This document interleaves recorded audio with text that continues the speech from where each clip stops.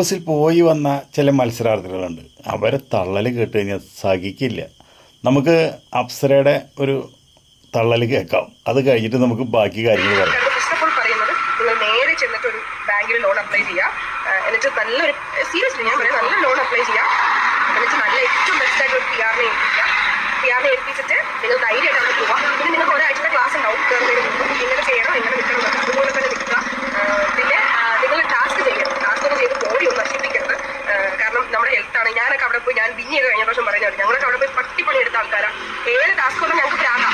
അതുകൊണ്ട് നമ്മളെ പണിയെടുക്കും. പക്ഷെ അതുകൊണ്ട് പുറത്തിറങ്ങിയ ശേഷം ബാക്ക് പെയിൻ എടുത്ത് നടക്കാൻ വയ്യ, ഒരു ഉപയോഗവും ഇല്ല. അതുകൊണ്ട് ടാസ്ക് ഒന്നും ചെയ്യരുത്. അത് വെറുതെ ഒരു ഇതാണ്. അപ്പോൾ അത് ടാസ്ക് ഒന്നും ചെയ്യുന്ന ആവശ്യമില്ല. നിങ്ങൾ അവിടെ കണ്ടന്റ് കൊടുക്കുക. എന്ത് കണ്ടന്റ് കൊടുക്കണമെന്ന് കണ്ടന്റാണ് അവർക്ക് മുഖ്യം. ഇപ്പോൾ നമ്മൾ റോഡേ ഡ്രസ്സില്ലാതെ പോയാലും കണ്ടന്റ് ആക്കുന്നവർക്ക് കണ്ടന്റാണ്. അപ്പോൾ എന്ത് കണ്ടന്റ്, നല്ല കണ്ടന്റ് കൊടുക്കുന്നവരുണ്ട്, മോശം കണ്ടന്റ് കൊടുക്കുന്നുണ്ട്. പക്ഷെ കണ്ടന്റാണ് മുഖ്യം. ഇതിനെ ഒരു കണ്ടന്റ് കൊടുക്കുക.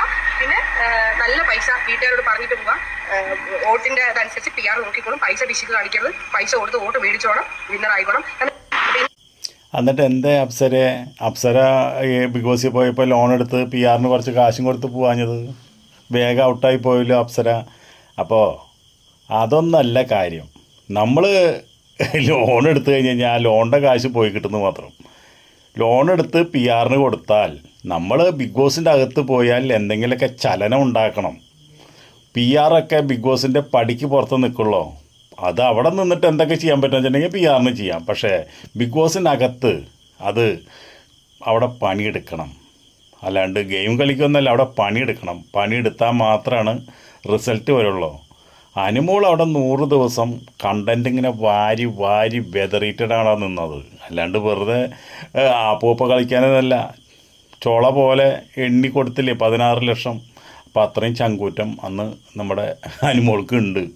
അത് അപ്സര പറയണ പോലെയല്ല. അപ്സരയ്ക്ക് ഇനി ഒരു കാര്യം ചെയ്യും.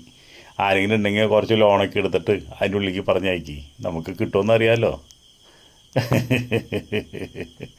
അതിൻ്റെ ഉള്ളിൽ പുറത്തു നിന്ന് ആൾക്കാർക്ക് പറയാൻ എളുപ്പമാണ്. അതിൻ്റെ ഉള്ളിൽ ചെന്നിട്ട് കളിക്കണം. കളി ആൾക്കാരെ പഠിപ്പിക്കണം. അവിടെ എത്രയും സിംഹങ്ങളും പുലികളും ഉണ്ടായിരുന്നല്ലോ. എന്നിട്ടും അനുമോൾ കപ്പും കൊണ്ടുവന്നല്ലോ. അപ്പോൾ എങ്ങനെ കളിക്കണം എന്നുള്ളത് അനുമോളെ കണ്ട് പഠിക്കട്ടെ അപ്സര. അത്രേ എനിക്ക് പറയാനുള്ളൂ.